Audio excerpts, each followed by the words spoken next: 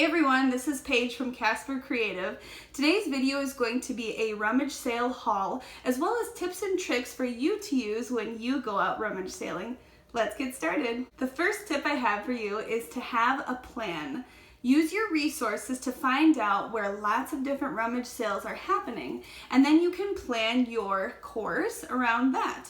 For example, if you notice that there are a lot of rummage sales in the northwest part of your town, maybe start there. Start in the northwest side of town, and then move to the northeast, and then the southeast, and then over to the southwest. That way you're not hopping all over your town, and it just saves you a lot of time. In addition to that, I would recommend starting at the rummage sales where you think you'll find the most useful items. A lot of times rummage sales will have descriptions of what they will be selling, what types of items you'll find, so of course those are the ones you want to go to first, and then figure out the rest of your map from there.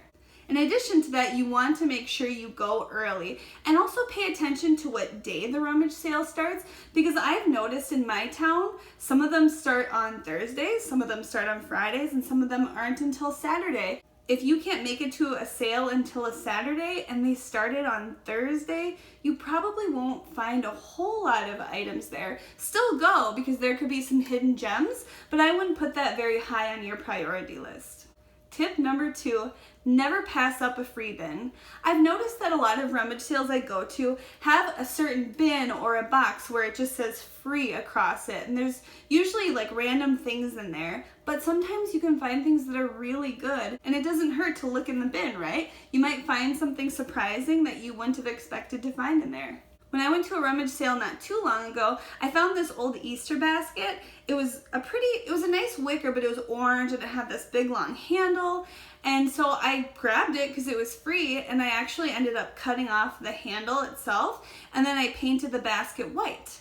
I haven't used it yet, but I'm still trying to figure out the perfect place for it. Tip number 3, mind your P's and I's.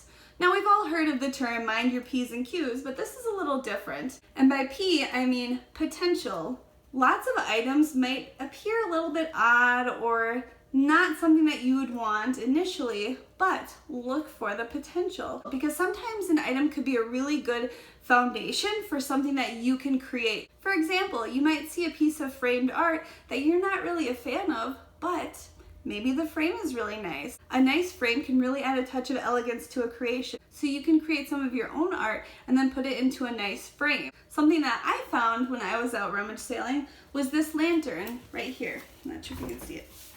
Now this is a really nice solid lantern.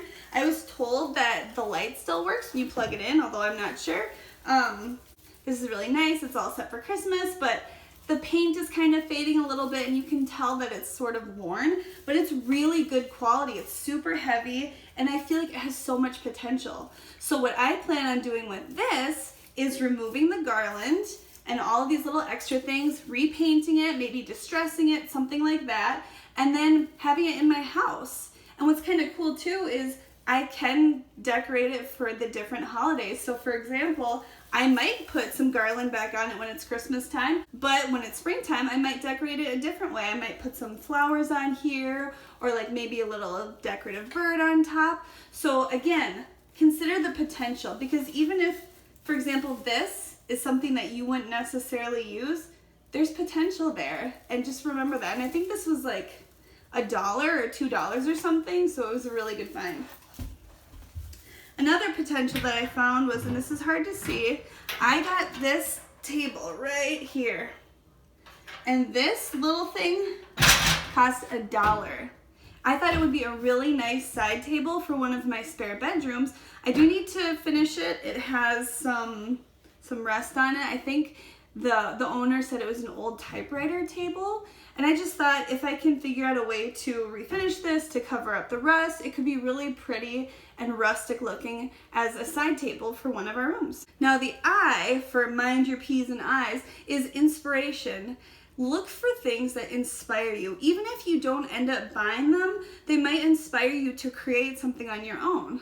For example, I went to this rummage sale a couple weeks ago, and they had a lot of really nice items, but they were just a little bit overpriced for me, and I saw this really pretty sign for $5. It had a heart on it and some words, and it was really good quality. I just didn't want to be spending $5 on it, so I took a little picture of it and I saved it, and I plan on making my own version of it at some point. So again, look for potential in items and inspiration. Number 4, don't be afraid to buy household items. Now I know this might seem a little bit strange, but it's true. Sometimes people will go out and they'll do couponing where they get buy one and they end up like getting 3 free somehow, and then they end up reselling them. In my opinion, as long as it's sealed, go for it. If you're going to be spending less money than if you bought it in the store, why not? I mean, obviously if it looks like it was tampered with or if it's half gone, probably don't want to use it, but if it is sealed, then why not? Last summer, I bought some eyeshadow at a rummage sale for like $2, and I just got rid of it. Like, it just ran out recently. So don't be afraid to buy some of those household items, because, you know, while it's fun to look for exciting, fun, potential pieces when you're out rummage sailing, sometimes it's good to get those basic things too. Okay, and tip number 5, look for holiday decor. It is so easy to only be in the holiday mindset when it actually is around that holiday, but you miss out on so many opportunities if you only focus on the time of year that it is. Like if I went to a rummage sale and only looked for summer pieces. I'm really excited about this one. This one I think cost me about $2. It is this adorable sled. Isn't this cute? It came with this tree skirt too. I'm not sure if I'll use that, but this sled is so cute. Can't you just see having like a buffalo check blanket in there with maybe some Christmas bulbs, or I don't know. The possibilities are endless. And as you know, and on top of that, I'm not really sure if this color and this style goes with my decor when I think of my Christmas stuff. But I could very easily just sand this down and paint it a color that matches my decor. And then I have this beautiful piece that I can use for many years to come, and it was only $2. I mean, this is a really well put together piece, so I'm super excited about that. And just to recap, here are my 5 tips again. 1, have a plan. 2, never pass up a free bin. 3, mind your P's and I's, which is potential and inspiration. 4, don't be afraid to buy household items. And 5, look for holiday decor. Okay, so now that I'm done with the tips, let's show you some of the other items that I got. So I showed you this awesome lantern. I showed you the table, the sled. Next, I will show you this nesting container set. It is so cute. This says Shaker's Seeds. And then you open it up. And then what do we have here? This has time written on it. And then inside is basil. And you open it up again. And then you have this cute little sage box. And I just thought these were super cute. They're really in really good shape. I don't remember how much it was. It was maybe like 50 cents or $1, and you get a whole bunch of cute little containers. And it's cool because you can use them as decor pieces, but you can also stash stuff in there. Like you can put little candies in here, or if you sew, you can put buttons in them. And I just thought, you know, right now the whole farmhouse style is really popular, and I thought this was really cool and kind of unique too. It's so fun. I love going to rummage sales. Okay. So the next item, and again, I think this was like $1. The next item I got is this vase. Now, something that I thought was really cool about this is there's this kind of textured detail around the outside. It almost looks like a rope. And while I'm not really a fan of the color, I was minding my P's, which is potential. So I could see maybe painting this white or doing like a gray handle. And then I'll probably peel the sticker off because it's coming off anyway. I would probably figure out something to put in here. So if you have an idea of what I could write in here, like milk 5 cents or something like that, comment below. I don't know. I just thought this was kind of cool. And it was 25 cents. Oh, and that's another thing too. Sometimes when you go to rummage sales, they'll have like specials on things. Like this one that was 25 cents. It was part of the owners were doing like you could do 5 25-cent items for $1. So at that point, like I had found I think 4 things that I really liked at 25 cents a piece. So then I just found something else that I kind of liked. I'm like, well, might as well. I got this cute little canister thing.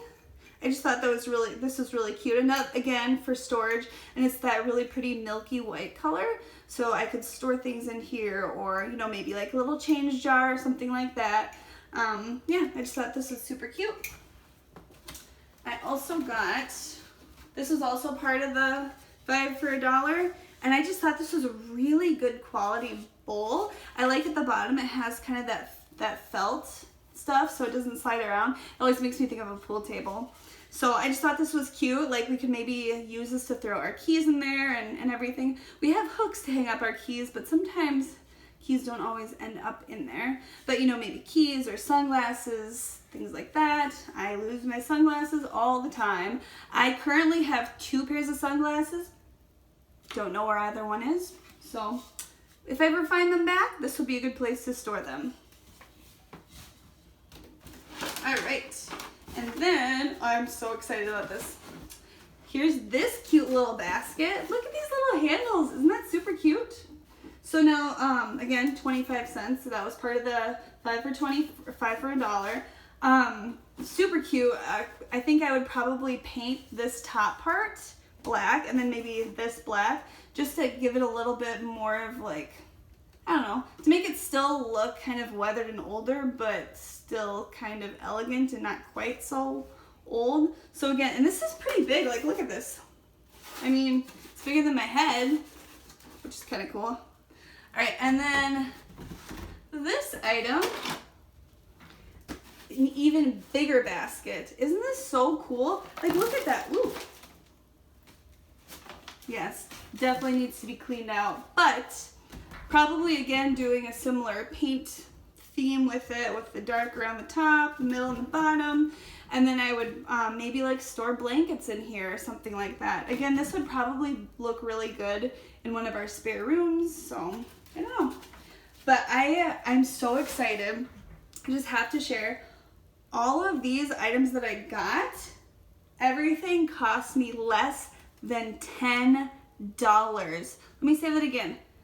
Less than $10.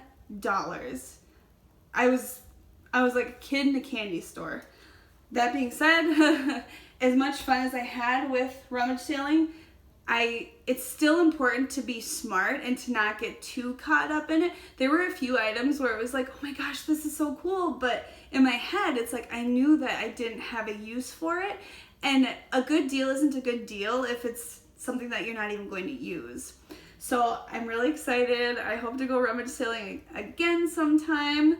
And yeah, in my community, it's really cool. There's actually an area where people post their garage sale signs. So you just go to this area, and it's funny because all these other cars will pull up next to you and you're all sitting there writing down the addresses, and then you take off and you have fun and you find lots of different things. Well, thank you guys for watching, and if you like this video, please give it a thumbs up. And if you're not subscribed to my channel, please do that. I would love it so much. And make sure you hit the notification bell so you'll be notified anytime I post something new.